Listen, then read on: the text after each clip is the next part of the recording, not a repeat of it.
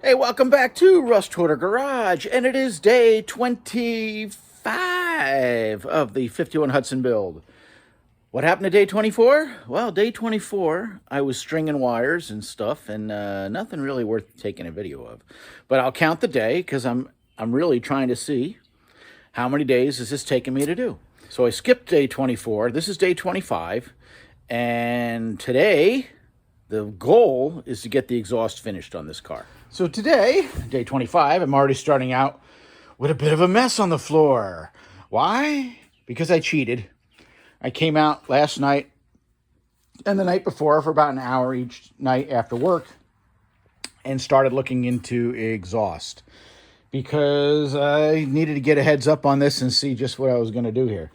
So originally, what I thought I was going to do is put these sweet cherry bombs on the car and run just some quick duals and turn out before the rear wheels. But like I'd mentioned before, with the way this car is designed, there's really not a lot of room. And the mufflers would have been hanging below the frame rails, and the car's low enough already where that might have been an issue of dragging them over bumps and stuff. So I didn't do that. So what I'm making is a single exhaust system. Basically, I'm coming out of each manifold and I'm coming back and I'm going to make a huge Y pipe and we're going back through the factory hole in that cross member. So what I've got so far is I have I think it's a thrush muffler, swap meet buy, of course, used, but nice shape. I'm sure I didn't pay more than $20 for it.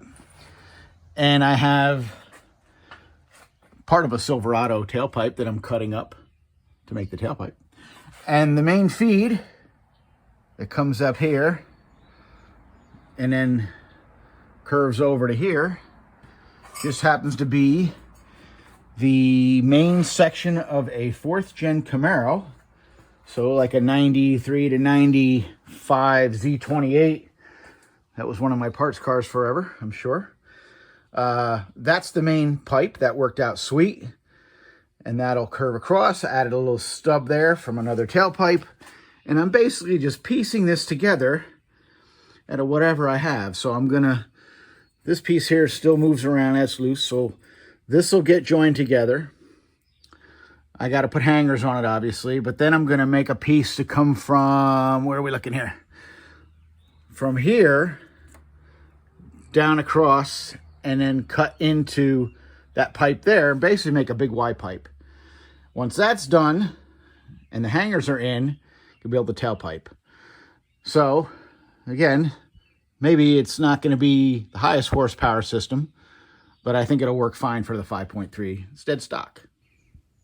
So the next piece of this puzzle, I have to go find a piece of tubing to fill that in. Basically, I'm finding, what can I say, tailpipes and whatever else I have laying around and scab this thing together and then drop it on the floor and weld it up. So it's not easy to video something like that. I don't think I'm going to do a time lapse of me running back and forth and all that kind of crap, but I will get some video of the exhaust going in, but you get an idea what I'm building here. And yeah, it is what it is, and we'll see what I get or see what I end up with when it's all together. All right, first piece is in place. So driver's side comes along, curves around the shift linkage, goes down under the cross member, over that way, and back to where the muffler is going to be, back here. Works good. You can shake it, doesn't hit anything, so that's good. That's not even with any hangers yet. So that's goodness. So see, it's not pretty, but you can make your own exhaust out of whatever. And if it's a car like this that only gets driven during the nice weather, I'm going to paint it and it'll last forever. At least as far as this car is concerned, or it'll last until I decide to do something different. But you don't have to worry about them failing. So yeah, it's a good deal. All right, so next piece I have to make is going to be from passenger side, drop back under the cross member, and I'm going to cut into the side of the Y pipe there. And, well, it will be a Y pipe, just a down pipe now, but we're going to make a huge Y pipe. Yeah, I think it's going to work. Now I got to go dig through my stash of tailpipes and junk and see what I got to make something. Making a mess. We have a very big Y pipe here. Fit it up. That side's all welded up from before. Just tied in there. And got to weld that up. All pieces of tailpipe. So you see pieces over there cut up of another one. That'll be for the tailpipe on the car. But it works. And the cost is nothing. It's all leftovers from parts cars. So you don't need a tubing bender or a lot of crazy tools to make yourself a custom exhaust if you have to. It works. You get this welded up, spray some paint on it, and hopefully put it in for the last time. And we are mounted. Pretty good. Pretty good. Goes right down under that cross member, cuts over. We have this side coming down like that, tying into that pipe there. And yeah, I even remembered to cut the hole inside there where it's welded up, so it'll work. And then 3-inch exhaust. This is all actually like, I don't know, it's close to 3-inch or 2 3/4. It's probably like 2 3/4. This main pipe here and this pipe here is also like 2 3/4, because that's what I had. So it's all cut from like F-body exhaust. And then straight back and welded a section of 3-inch back here to attach to the muffler. And the muffler will go back in this hole here and then a tailpipe. So yeah, it works. I can't believe it. Got clearance everywhere. You can wiggle it. Doesn't hit anything. And I think I welded them up good enough that there's no leaks. So yeah. I'm waiting on the clamps for the muffler. I want to get the muffler hard clamped onto that pipe before I do the tailpipe. My swap meet muffler is a Dynomax 17743, 3-inch in and out, both offset. Swap meet special. It's working good. So let me go see if I got my clamps and we can get that in there. If you have a lift and you need extra hands when you're building exhaust, here's something you can make, which is pretty simple and cheap. These are stands made out of conduit, EMT. Basically just 3/4 EMT pole, 3/4 welded on the bottom to make a base, 1/2-inch EMT inside, and a handle made out of a bolt and a nut so you can adjust this, tighten that, and it holds it in place. And they work really good, really good. They work great for holding up exhaust pipes while you're trying to fit them and you only work by yourself and you don't have somebody to hold the pipes. These work great. Get yourself some. Get some pipe and make them. All right, well, we took a break. Took the pups for a ride. Went and got 2 more cans of spray, 2 more cans of black spray paint. That should be enough to finish this build, I think.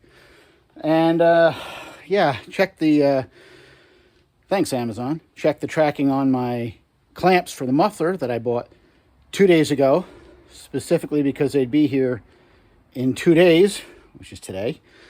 And now it's not showing until tomorrow and a day. And it's not even showed that they've shipped yet. Thanks, Amazon. So, my hopes and dreams are dashed now. Thank you, Amazon. Of finishing this exhaust. Because I need those clamps before I finish this tailpipe and make a hanger to hold this thing in the air. Yeah. So that's going to have to wait now. But there are other projects to do. I've broken this thing down into maybe a dozen things left. So there's some, trying to think how I listed them. Any project is easy to do if you break it down into smaller projects. So I broke it down, I made a list. There might be a dozen like major, if you call them major projects left to do. Things like run all the brake lines, bleed the brakes, front sway bar has to go in, still have to make the front shock mounts, wiring harness for the engine and transmission. Exhaust was a big one, now it's almost done. What else is left before this car is done? Change the steering wheel, that's no big deal. Put gauges in. So I got to do the gauges. And that's been a thing going back and forth how I want to do it. But I think I'm going to stick with the factory looking cluster for now at least. And just put a 0 to 90 ohm gas gauge in that cluster so it works with my tank. What else? We're getting down there until it gets to the point where it's like prepped for paint and get the paint down. I gotta look at my list. That's why it's good to make lists, because you forget about things. All right, so since Amazon didn't come through for me today, and I still have time, I can get some work done. I think I'll see what it's going to take to throw the front sway bar back on.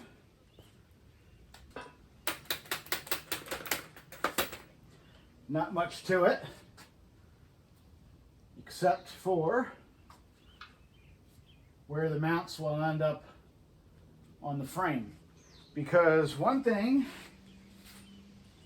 I did not do that I usually do is remember I have to install a front sway bar.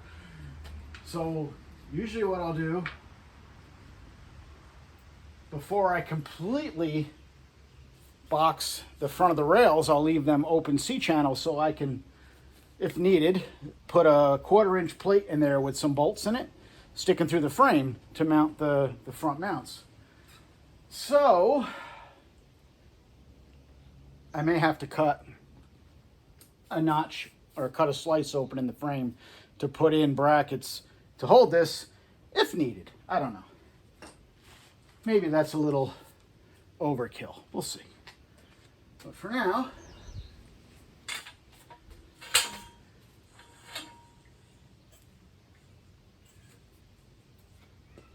good tool to make. Should make these stands if you don't have any. They work great. Come in handy. Probably should have put some anti-seize on that, but we'll get to it.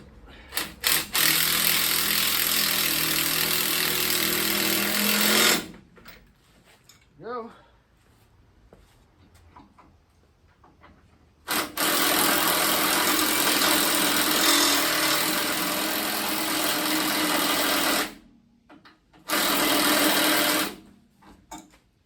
All right, bolted into the control arms.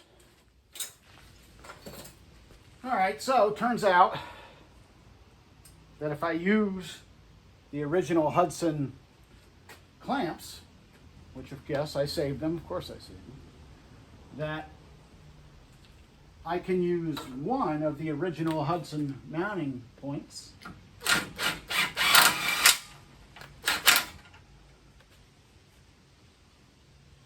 so basically there's two holes here in the frame. I'll bring the camera over. I'm using the rearward one, and I'll have to drill a new hole in the back, and I think I'll just use a heavy self-tapper like the factory uses to cut into the frames. I've seen them on sway bars before, and this is all rubber bushings, so should be fine.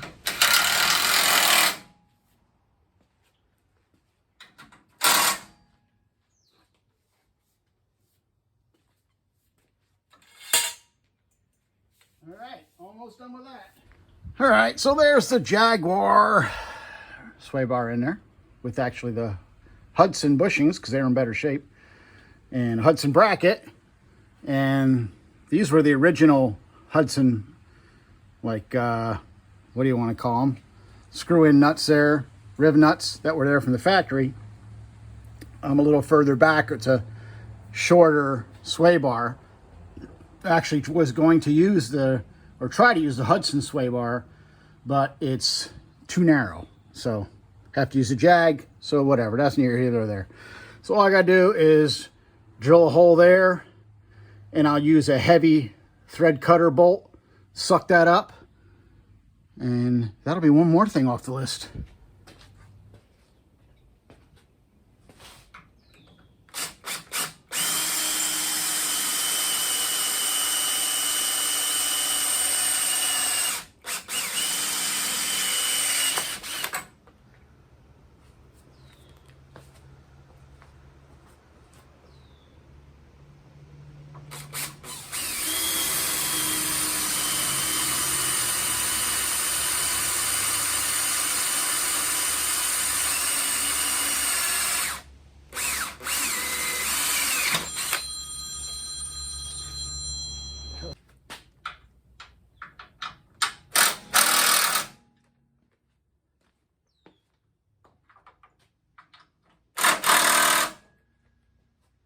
All right, thread cutters are in.